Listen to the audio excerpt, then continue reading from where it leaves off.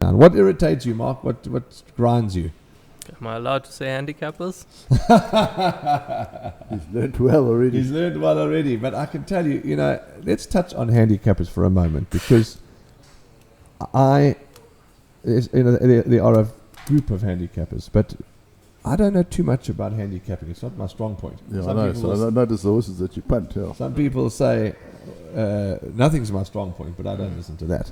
What I'm telling you is that listening to a few people in the last 5 or 6 days, like with a maiden running fourth, getting 12 points, rise, and a horse that won a maiden going up 15 points, and just there seems to be, Addison Wright was saying, that was from Pompo Champisi. It seems like the later you start them, the less the handicapper nails them. I don't know too much about it, but you're about the 6th person that has shown a bit of a aggravation to the handicapping.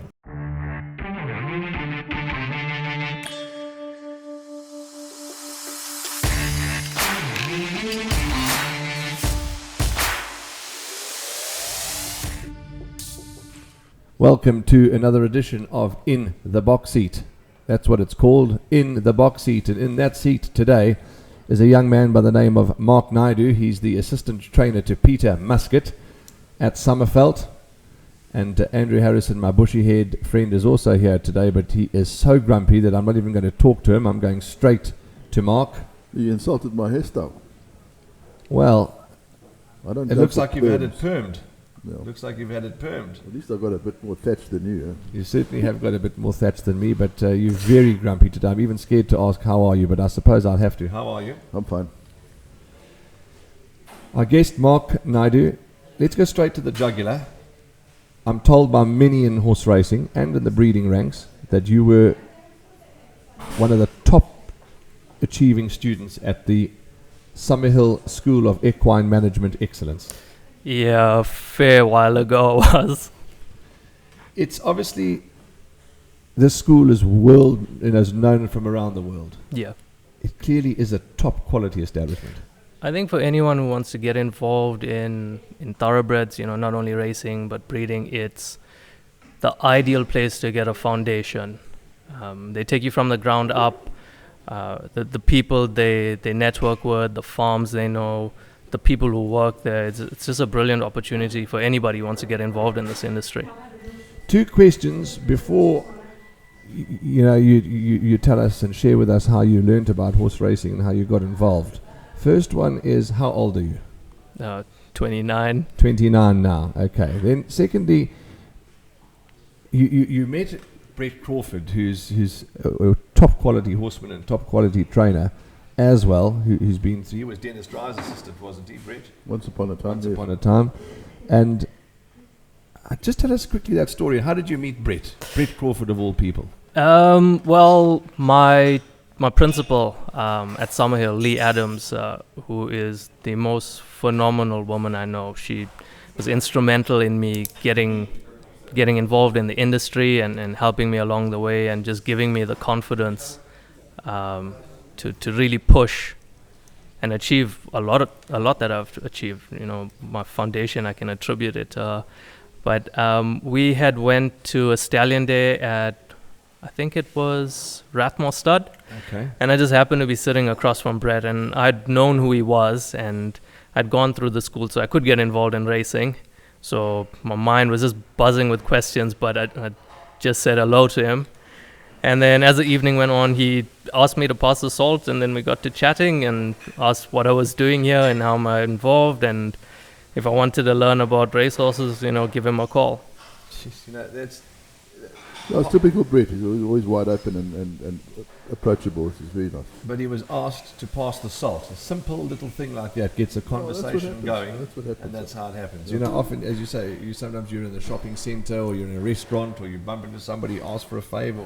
That's how you meet people. It's amazing how passing the salt, something so simple, can lead you to where you are today. Yeah, I didn't think, I'd be able to, at that point in my career, I didn't know any trainers really well. I'd known Gavin van Zyl for a little while, but I didn't think I'd be having a conversation with the top trainer an in-depth conversation and someone would reach out his arm and assist me. So it was a great first meeting, and he's been there from the beginning as well. So Mark, tell me, did he sway you from being racehorse trainer to racehorse breeder? No, I wasn't planning on being a breeder. No. I always wanted to be in racing. Okay. I love breeding, and it's phenomenal being with the young horses, especially when you follow pedigrees and you watch them go from yearlings and go through the sales, and you watch how they come on, and you follow the families. It's very interesting to keep your eye on that and see how it all pans out. But I always wanted to be in racing. Mark, is your dream the dream to one day train on your own, in your own right, in your own name, in your own license? I think it's quite a difficult thing to be a horse trainer. I mean, to get yourself established well enough that you get clients, people who are consistently buying you horses that are not, at the bottom of the market. You got to have the horses, you got to have the people behind you, and there's a lot that goes involved in being a trainer. Sure. There's no, I want to take a weekend off. I want to go here, I want to go there. Everything revolves around your yard. And if you're not there all the time making sure everything's getting done, then, it's quite a difficult thing to get into. I remember we had Craig Udy on the show a couple of weeks back. And I asked him once why he wanted to stay as an assistant trainer for 26 years. He said, rather let the boss deal with all those sort of things. I'll just deal with the horses. Yeah, I don't deal with the clients. Pete does. So at this point in time, or if the opportunity, if Andrew won the overseas lotto and he won 158 million euros and said he wants to start you up and train, I mean, you would do that if the opportunity arose. But at this point, you sort of happy the way things are? I'm quite content being an assistant trainer. I still consider myself very much a student, and I'm constantly learning from Peter. There's not a day that goes by where you can't learn in this industry. Sure. As much as you can keep learning every day. And sometimes you go to the races, you think a horse is going to win, something goes pear-shaped, you come back and you learn again. Yeah. So I'm quite content where I am right now. I think I've got a lot more to learn, but I would be interested in being a bloodstock agent or learning from one, just to see how they pick horses and what's the process involved in it. I have been to sales and that, but not really in depth. And being at the yard, I don't have much of an opportunity to attend the sales anymore. But that's something I'd like to put a bit more effort in. A bit of sign up with John Freeman. I was just going to say, we've got some wonderful bloodstock agents. This country's really lucky. John Freeman, Johan Malherber, Jane Thomas, and there's a whole list. Those are just three of the names that have come to the top of my head, but we haven't got a whole lot of good bloodstock agents. The Fermarks, really awesome. Justin's done phenomenally well. Absolutely, it certainly has. Okay, then we'll get back to the school of equine management and excellence in a moment, but let's now go back to how did you learn about racing? How did you know about it? How did you hear about it? How did you get involved from day one? My dad's been taking my sister and myself to the races since we were kids. We'd be at every July and just wouldn't miss a meeting. We grew up on the race courses. So you can blame your father. Well, he went so far as to name me after Mark Sutherland, so it was from day one. Okay, sure. Okay, I'm Mark Sutherland, great jockey. And Shane, you were telling me off air that unfortunately your he's late, and yeah, but he's definitely he had. Just knocked the place down. Yeah, they're just bashing all the plates and knives and forks. Yeah. So he got you involved going to the races, and that's when the bug bit. Yeah, that's where it started. The passion, it stems from him. I didn't have any experience really. We'd go for little outrides every once in a while when we could, but for the most part, it was just attending the race meetings. That's where it all started. Please do me a favor, because I have driven people mad, like I always do, especially you, drumming things into people's head. And I've been banging on the drum about racehorse ownership. Yeah. And often I speak to people and they say, no, I can't afford a racehorse. Well, the bottom line is many can afford a share in a racehorse. And I want the viewers to listen to this next conversation carefully.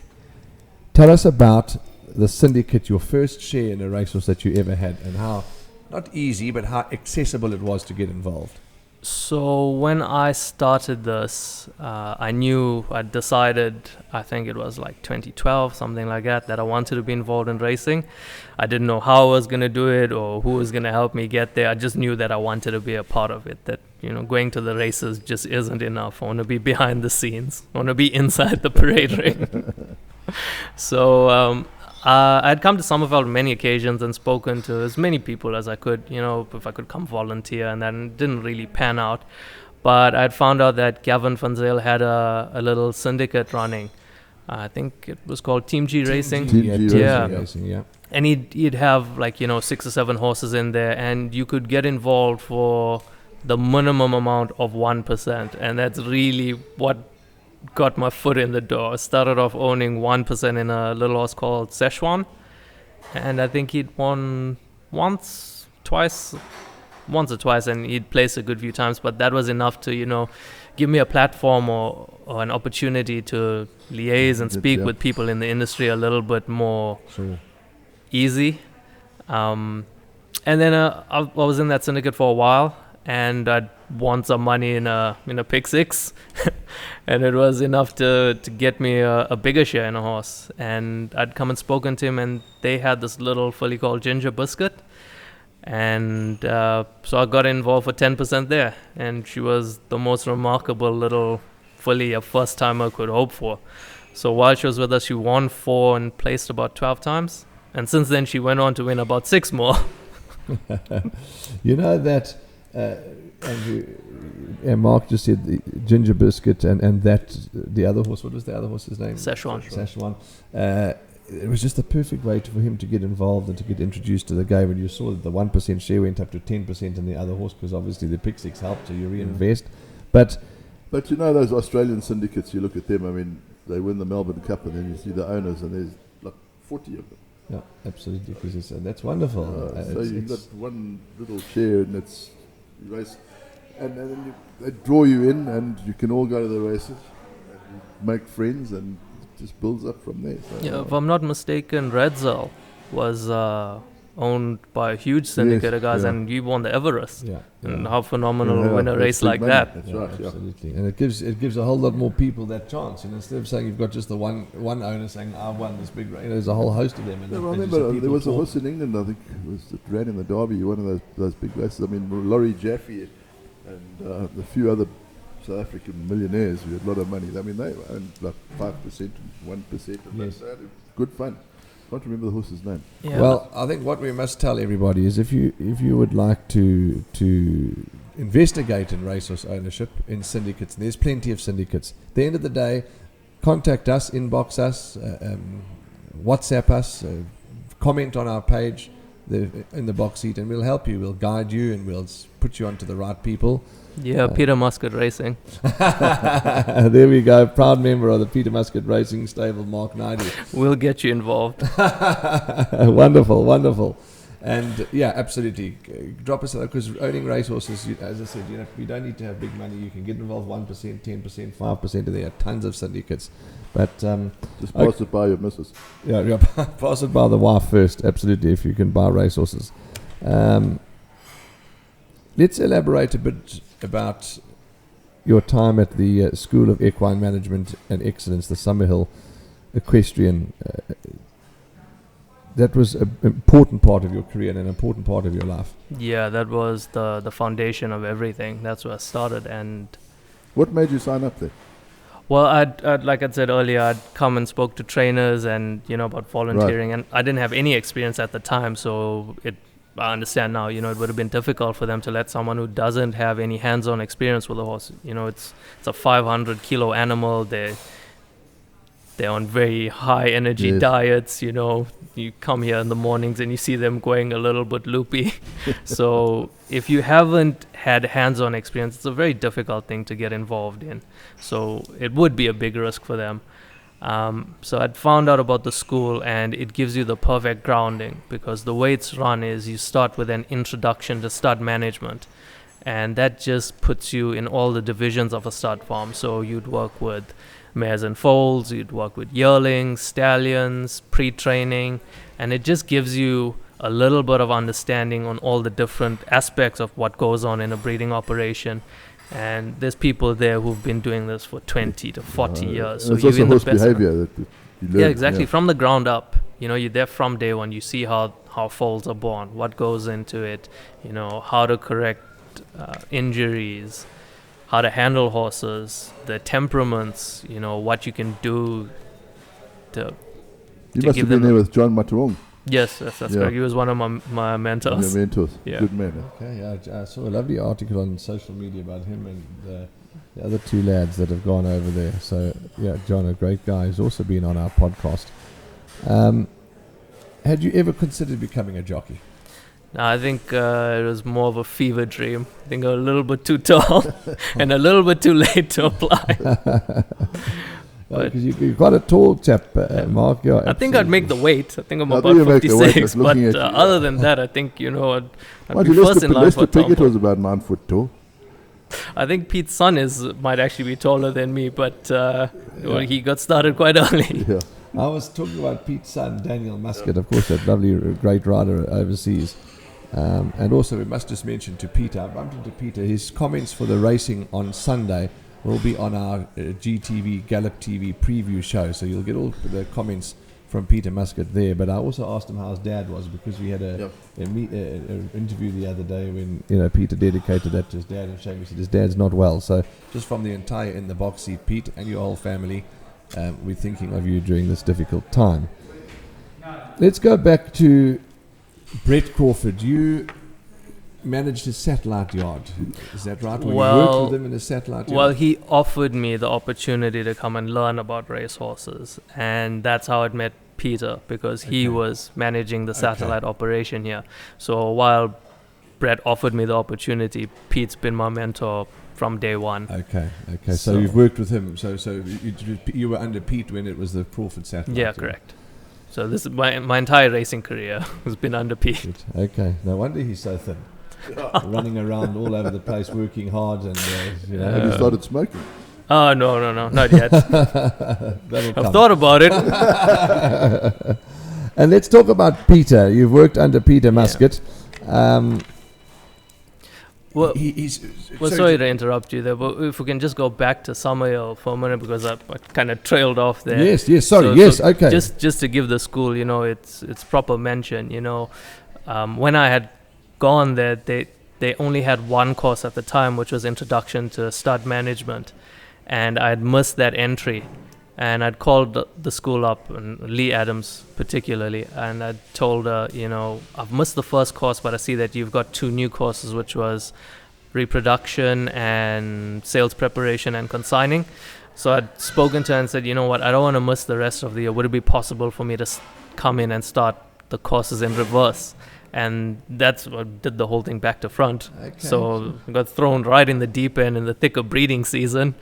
Got there not knowing what to do and questioning myself the entire first 2 weeks that I was there. Have I made a mistake here? Because it's just when it's breeding season, it's just hands-on. You're delivering foals in the middle of the night. You're writing tests on a Friday. You're not sleeping on Thursday night. So it was really me jumping into the deep end. But after those first couple of weeks, I found my feet, and then I just started thriving from there. So I did reproduction first, then sales prep and consigning, and then I finished off with the stud management course. So you get a full year at the school, and I believe now they incorporate a lot more about sports horses and artificial insemination and that sort of thing. So that it has a lot more to deal with the other disciplines, where previously it was just thoroughbreds. Okay, interesting. Yeah, it's sorry, I didn't. You're quite right. We got talking, and we always go off track, and Tawanda puts me back on the track. But you're right. We hadn't finished with that with the school's segment, but now yes, it certainly does. It involves a bit of sport horse as well. You know who else was a graduate of that wonderful school is Della. Yeah. Now Della Gates. I said at their wedding, I said now Della's going to be delegating to Jason all the time because she's now Della Gates. That's funny. It is very funny though. You've got a terrible sense of humor. Yeah, I know. He's it is funny. Della Gates doesn't know what he's in for. be careful now. Oh, well, she's not easy. She's not a pushover. No, she's not a pushover. She's a very strong-minded young lady who's going places. But now, delegates, you like that, eh? Yeah, I like that. That's what I said to everybody at the wedding. I said, Della is now delegates, and she's going to delegate everything to Jason. Still to this day, in your daily jobs and in your daily job and etc., do you still reference back to that beautiful school at Summerhill? I mean, do you still? What I'm saying is, do you practicing today what you've learned there? I mean, it's going to be a part of your life forever. For sure. You know, like I said, that's the foundation. Everything was built on that. But my entire racing knowledge and experience has come from Peter, and he's just a wealth of knowledge. You know, no matter how much I learn from him, I'm still learning every day. And I don't think there's anyone who has a work ethic like he is. I wish I had his work ethic. He's constantly getting to work and telling me, you know what, I woke up at 2 o'clock this morning and I thought we could do this differently with this horse, or little things like that. You know, he's constantly thinking how we can improve, and the work is done like a week in advance. We've got spreadsheets for our spreadsheets. So that was one of the things.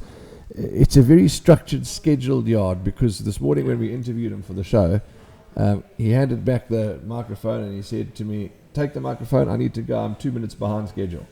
And I thought maybe he's being a little pedantic, but that is him. No, that's 100% how the yard operates. And I think, you know, that's where our success comes from. It's, you know, dot the I's and cross the T's. Attention to detail. It's a busy yard. You're happy to say there's never time where you can, I'm sure there's a moment where you can maybe grab your breath and have a cup of coffee for 5 minutes. Sometimes. But generally it's a busy yard from all the time. Yeah, you want to make sure that everything is going according to plan. You know, the thing with horses is it can go wrong at any moment. You know, they could fresh and shift their shoe and pierce their foot, or, you know, you got to be constantly on top of it. And if you miss something, you know, it just gets exacerbated. So the way it's structured, every horse gets individual attention. And I think, you know, it reflects in our results. Certainly does. Let's talk about favourite horses. Now, Rainbow Bridge, with Eric Sands having stabled the horse with you guys, you loved him. I was incredibly fortunate to be afforded that opportunity to be trusted with a horse of that caliber, because Eric, he wouldn't be here the entire season. You know, it'd be difficult for him to stay up here just for the one horse. So him putting his trust in us and us getting the results as well, it was a phenomenal opportunity, and it's a privilege to call him a friend. And Rainbow Bridge, I don't think there's many people who can say they worked with a horse of the year. You know, I think I've had a relatively short career compared to many of my peers and people around here, but I've been exposed to horses performing at the top. From day one I've been working. I think every season we've had Group 1 winners. Captain America, another one. That every trainer's dream. And the way he finished off his racing career, I believe it was the Champions Cup. You know, he had gone to the front. We'd done a lot of work on him. He had his niggles, and we got on top of it.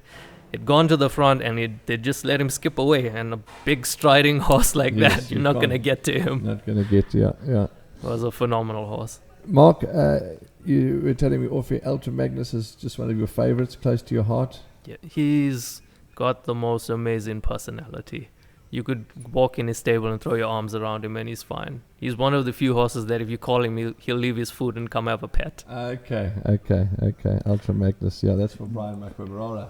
Desperately unlucky with him to run a short head in a Group 1. Oh, yes, absolutely. It sounds like Graham Hawkins. Yeah, well, that's what Graham... Call him away from his grub. You know. Well, Graham and Brian owned him together. When they got denied by a width of a piece of paper in the Group 1.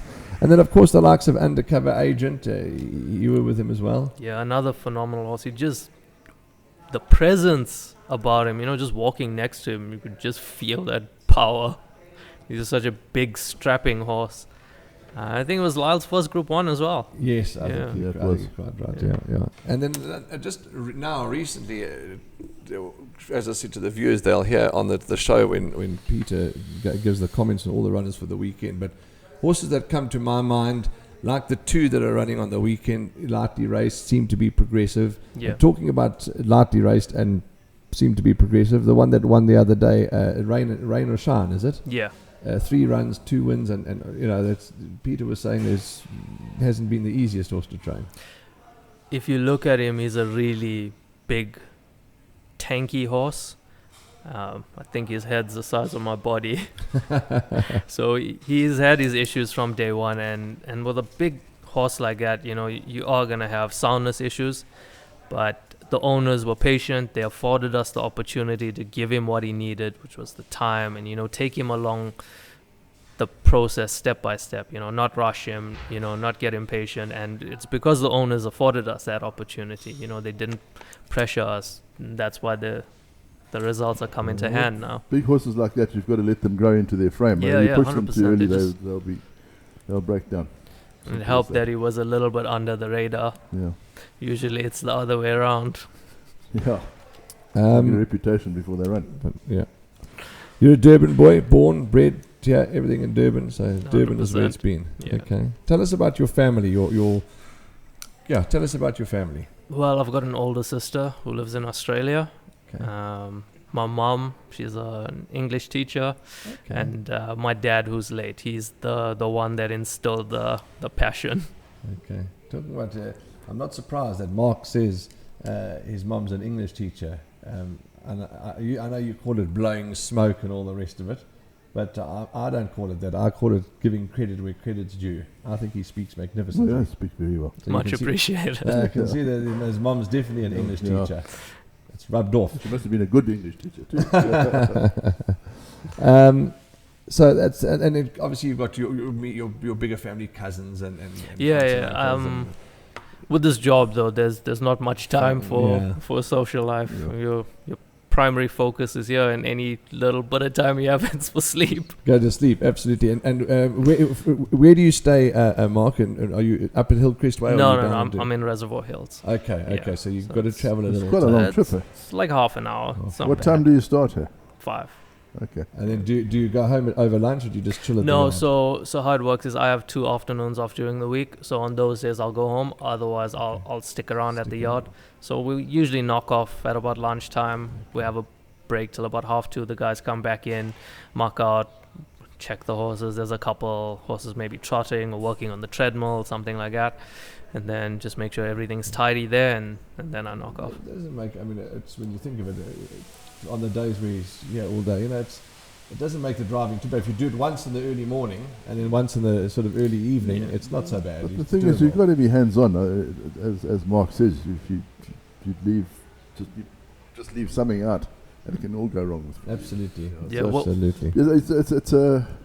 It's a lifestyle rather than and a passion rather than a job. 100%. Yeah, you got to make the sacrifices. So It's not always easy. You miss out on a lot of things, but when you No get the golf, wins. no movies. I was going to say, my next question on the list was, What's tell your us about handicap? your hobbies. I think I'd fall asleep in the cinema now. Tell us about your hobbies, and there's obviously no time for hobbies. It's sleep's your hobby. I do love going to the movies. With COVID and that, I haven't been to the cinema in a while. I think I'd gone in December after about 2 years. But I really do enjoy going to the cinema. My mind just switches off there for some reason. I think once the lights dim. Yeah, that's them. Yeah. And you go into that sort of another Yeah. world. Yeah. Mark, seeing that we're talking about the personal side of things, and as I said to you, it's not personal, it's a bit more getting to know you. If I said Andrew and I were taking you for dinner, what's your favourite food? What do you want to go and eat? I'm quite fond of pizza and burgers, to be honest. Okay, lovely pizza. And Doesn't have burgers. any effect on him, that's for sure. No, it doesn't have any effect on him at all. Pizza's, they need to put a breastplate on me. Just need a bit of breastplate. Oh, and talking of pizzas, then, does pineapple belong on pizzas? This is a tough question. Do you know what it is? At first, I didn't like it. I thought it was the most ridiculous thing ever. But then I'd had a pizza that had olives on it, which is salty, and the pineapples are sweet, and they kind of balance it out. Okay. So I didn't mind it. I know it's a very controversial question. I don't wanna get too What deep did you into say? that. Did you say yes or no? I can't remember what you said. I think I hardly eat pizza. But would you put pineapple? I'm happy to put pineapple. Yeah, I'm also. I'm a seafood eater. Okay. So Mark, you want Burgers or pizzas, that's where you want us to take you, okay? Your favorite drink, alcoholic or non-alcoholic? What do you enjoy? I don't do too much drinking now, but I enjoy the occasional beer, a Okay. little bit of red wine, Okay. but non-alcoholic, probably tea. Okay, you're a tea drinker. Okay. What car do you drive? Ford Figo. Okay, Ford Figo. And you're down in Reservoir Hills. Do you have a partner? Is there a girlfriend in your life? I'm quite private, so won't touch on that. I like my privacy. Oh, lovely. So there's obviously about 7. No, that's a joke. That's a joke. Let the secrets out. No, that's a joke. And your okay, you've got just the one sister, so you're the youngest Yeah, of the two correct. here. Okay. I'm not really young. I don't feel too much that way. To 29, you still Going on 30, unbelievably. When is your 30th birthday? August. August. Okay. You remember when you were 29? That was about I 1923. was still 29, yeah. Huh? How are you old now? 69. Close to. 65. 29. No, you're still very young. I remember the days of being 29. What irritates you, Mark? What grinds you? Am I allowed to say handicappers? He's learnt well already. He's learned well already, but I can tell you, let's touch on handicappers for a moment, because there are a group of handicappers, but I don't know too much about handicapping. It's not my strong point. Yeah, Some I know. people So I noticed the horses that you punt, yeah. Some people say nothing's my strong point, but I don't listen to that. What I'm telling you is that listening to a few people in the last 5 or 6 days, like with a maiden running 4th, getting 12 points, rise, and a horse that won a maiden going up 15 points, and just there seems to be, Addison Wright was saying, that was from Pompo Champisi. It seems like the later you start them, the less the handicapper nails them. I don't know too much about it, but you're about the 6th person that has shown a bit of a aggravation to the handicapping. Look, I'm not a professional on it. My understanding is, it's a general understanding, and from racing, I don't know all the intricacies of it, but certainly sometimes I think they're a little overzealous with the amount that they slap onto them. And when you have a young horse, it's been hiked in the ratings. The only thing you can do is keep running that horse until it drops to a place where it's competitive. Sure. Not every horse is going to keep picking its game up. Sure. They're maturing. They're still learning what distances they're effective over. And they get slapped second run 90. And then where do you go from there if it doesn't perform? Sure, you got to just keep running them until they drop, until they get competitive again. Absolutely. And then there was the odd occasion where I heard Paul Lafferty and Tony Rivlin talking this morning about a horse that was particularly well handicapped and had won, So it's clearly one of your pet hates, and a lot of people I think, too. It's a very fine line to judge it. Yeah, absolutely. Yeah. Okay, what is it that makes you happy? What puts a smile on that dial? Horses. Okay, no, that's lovely, fantastic. You can be having the worst day ever. You walk up to a horse, they'll just nuzzle you or something like that, and your mood's just changed. How do you celebrate a good win, or a win? Any wins? If somebody said, "Why do you call it a good win?" There's no such thing as a bad win. Yeah. How do you celebrate a win? Whether it's a nose or yeah, absolutely. You just. I think if I'm at the race course, there's a lot of screaming. Okay. I think I get quite heavily invested into that, but for the most part, it's just in that moment. You've put in the months of work, and you know how the horse started out, what you've done to get it to that place, and then it's pulled off a win, and to see the owners, the thrill on their faces. They've invested so much into this, and that's what they want to be there for. They want to be. Not every horse is going to be a winner, but when you do get that win, it's the most rewarding feeling. It's funny you should talk about it. We're actually talking about it this morning. Duncan, in his usual way, he said when he was an assistant trainer, you win a Group 1. He said the assistant goes back to the yard to do the work, and everybody else goes for a jolt. So it just doesn't. So it doesn't stop for everybody, And then I've spoken to some people before that have been saying, well, when we have a win, we just go back to work and crack on. He says every time an artist paints a painting and sells it, he doesn't go and celebrate every time. It's his job. To paint and sell paint is your job, to train. David Payne, he was a hard taskmaster, and he said his old man told him, he said, when I finished, his father was an artisan. When I finished painting a house, he said, I don't go to have a celebration. Yeah, that's 100 same thing. But Yeah, I disagree with that sometimes. Sorry, Mark, to interrupt you, but because not if you can't go and have a dinner out and a bottle of champagne for every winner. You might have 6 winners you can, but I do celebrate a bit when we have a winner on the odd occasion. I like to go and have a meal, a nice glass of wine, or a bottle there's of champagne. nothing wrong with that. But Treating as you say, yourself most to times, night out. sometimes we've had winners and we've just gone home and relaxed. So celebrating is important. But don't you think that, Warren, what separates the winners from the losers, or the good trainers and the not so good trainers, is that not celebrating everything. It's like you can't be satisfied with your work. To if you want to be a good anything, you can't be satisfied with your last winner or last victory or your you must strive to do more and to succeed. But you enjoy the moment. Yeah, you've got to enjoy the moment. Well, there's that good old saying is you're only as good as your last winner that you've trained or you've owned or you've bred or you've ridden. So, you enjoy the moment for sure. There's no doubt about that. But don't you think that the guys that don't do so well enjoy too much of the moment? I don't know. I I know good trainers who go and have a good jaw afterwards. Yeah, and I know. They've earned it. I think everything in moderation, Yeah, Enjoy yourself, just not too much. Because you might have won a Group 1, but there's still a whole lot more horses at home that you've got to be able to go to work. And, some people, you see some people that have success and celebrate too much and they disappear off the face of the earth.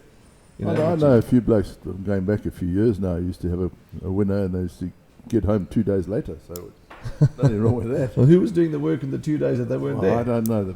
Probably the head groom. And were they successful on a whole? They were. Which trainer is that? Successful. No, you can't mention I names. can't mention names. Can't mention names. I'll get into trouble. Yeah, well, we don't want to get into trouble. Okay, you tell us that you're a very private, quiet person. Is that right? Pretty much. You sort of. Okay, can Mark Naidoo get cross? Can we see him get revved up a little? Yes. Yes. Okay. So you like all of us. I think for the most part, I try to keep my composure and a cool head, but sometimes there's a bit of a hair trigger. And are you happy to say, Mark, that you happy? I mean, you're happy with your own time. I mean, if you're on your own, chilling. You say you're private, you're quiet. You need that space sometimes, I suppose. Yeah, to clear most your mind. definitely. I'm quite fine on my own. Yeah. I do enjoy socializing and that, but for the most part, I'm quite happy in my own company. Okay. Horses. I mean, it's a strange way to ask the question, and you'll notice, as I said to you, some questions come to me as we're discussing. Are you scared of horses, or is it scared not the right word? Is it you have to be respectful of them? 100%. Again, it's a half-ton animal, and they're on a very high energy diet. They're working. When you're taking them to the races, a lot of them are full of themselves. They think they're already at the course.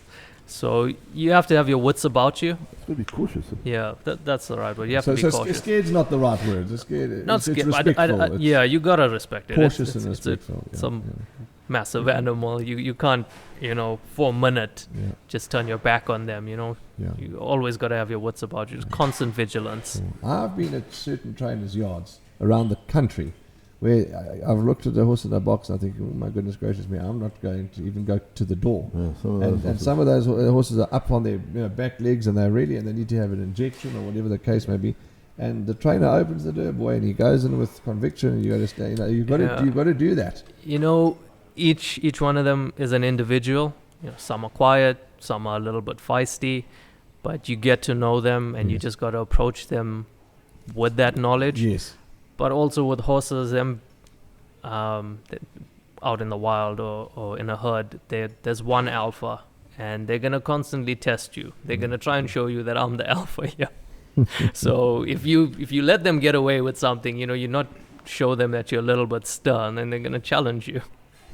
Would you say that there's there's a pattern in terms of the type of temperament and the amount of winners or characteristics? Do you know what I mean? Like Dude Again is he's got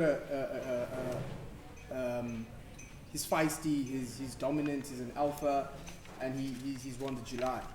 Is that a trait of most Group 1 winners? I wouldn't say that. I think again it comes back to being an individual. For example, Rainbow Bridge, he used to get really sweated up That's another. He was at also the race he had meetings. a- Just get a little bit above himself. Yeah. But maybe that's the spark that helped him achieve all the top races. But then you get horses that are really quiet and have a really good sound mind on them, and they know to switch off.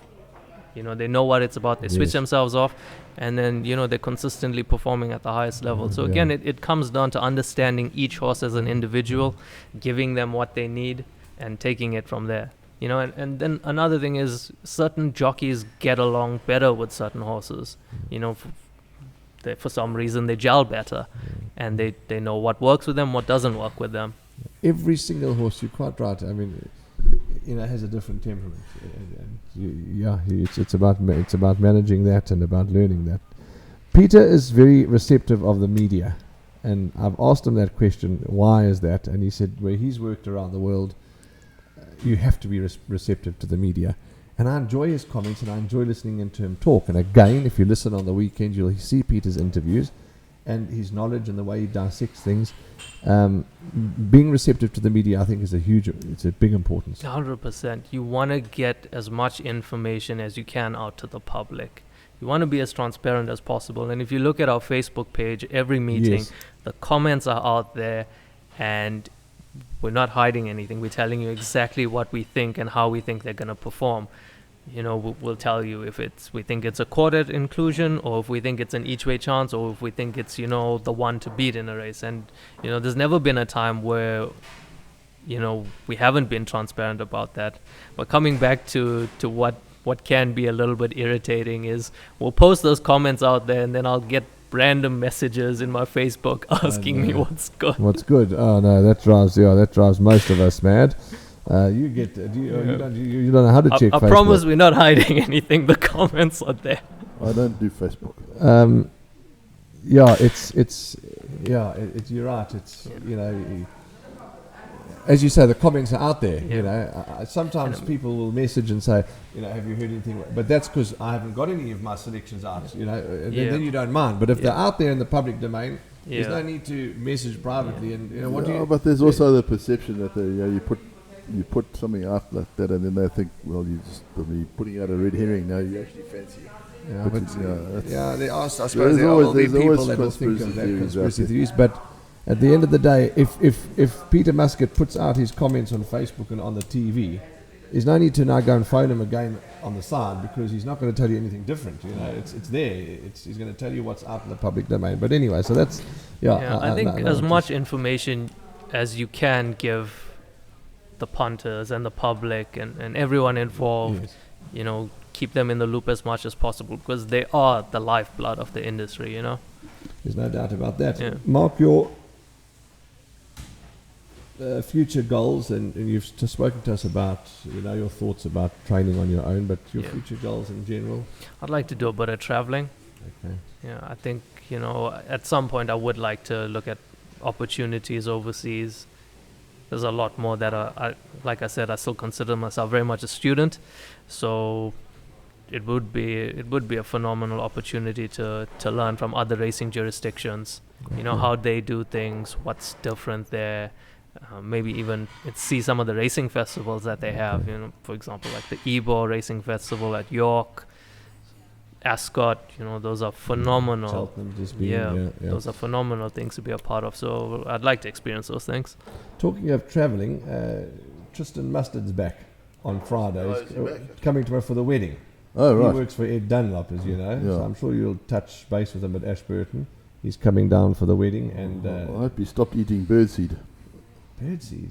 Never stopped talking, man. That one went over my head. Yeah, that also went over mine. We've got 3 cracking jokes. That's good. He says he never stops chirping, not talking. But so he's back. You'll see him at Ashburton soon.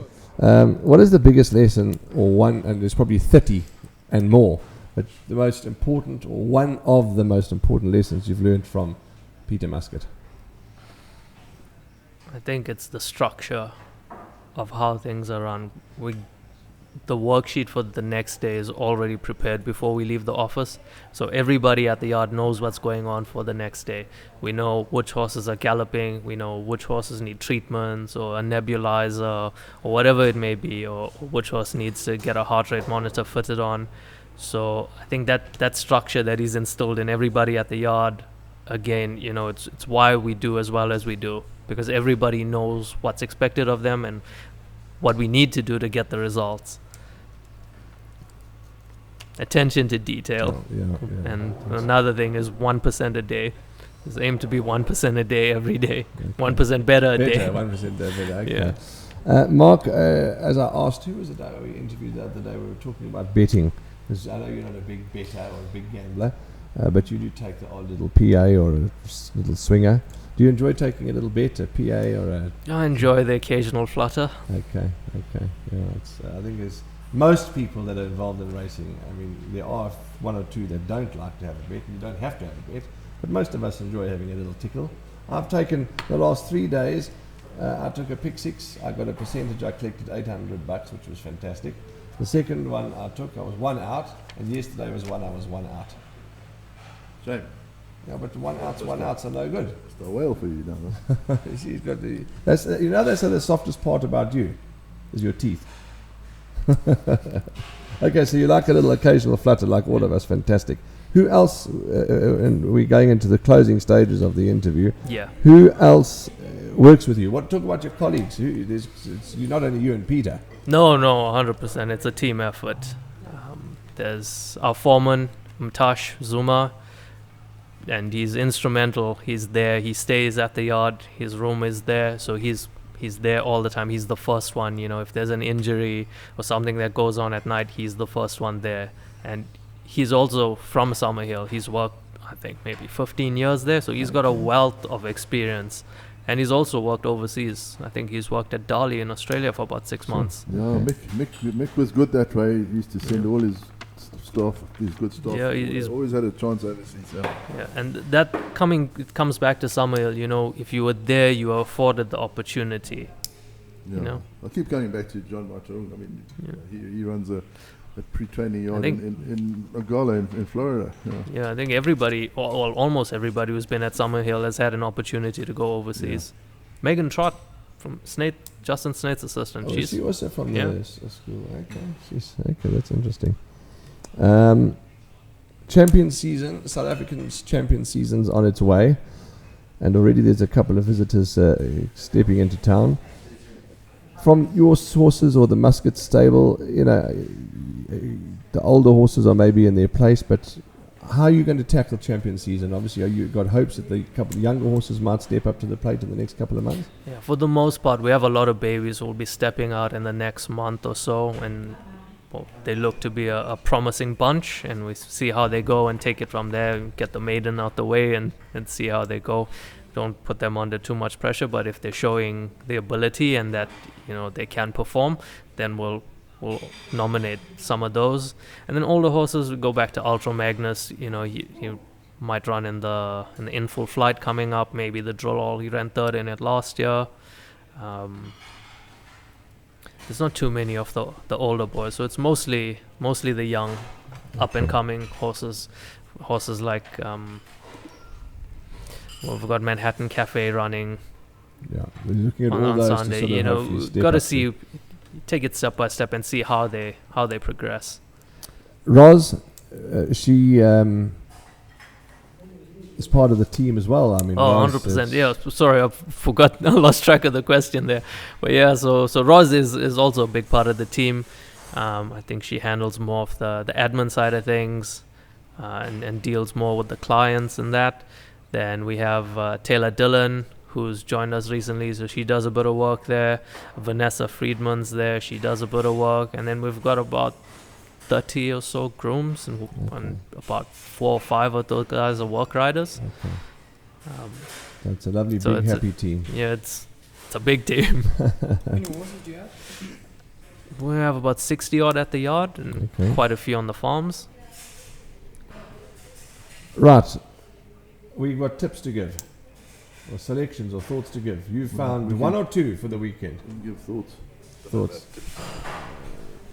don't drink and drive, you might spill. That's right. Don't sit down with a light bulb in your back pocket. Right. Those are tips. Next, yeah. Let's Don't look at the sun directly without sunglasses. don't look at the sun directly without sunglasses. What else is there? Well, it's like the waitress at the restaurant the other day. I said, please can you call for the bill?